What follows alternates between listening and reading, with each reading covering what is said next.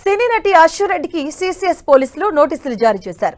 అశ్వరెడ్డితో పాటు ఆమె తల్లిదండ్రులకు 41A నోటీసులు ఇచ్చారు పోలీసులు.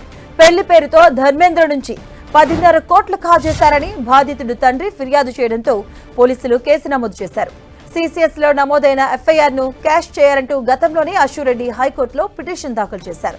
సిసిఎస్ పోలీసుల దర్యాప్తుపై స్టే ఇవ్వాలని పిటిషన్లో కోరారు. పోలీసుల దర్యాప్తుపై స్టే ఇవ్వడానికి హైకోర్టు నిరాకరించింది.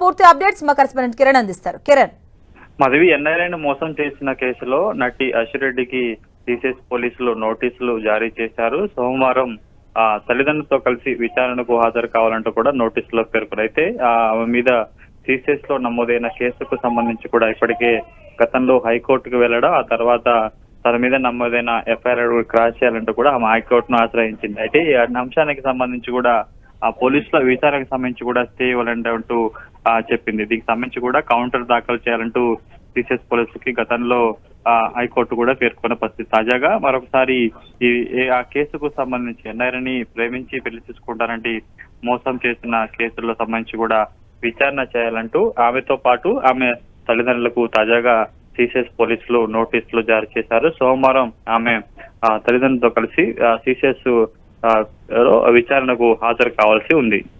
Right, thank you Kiran.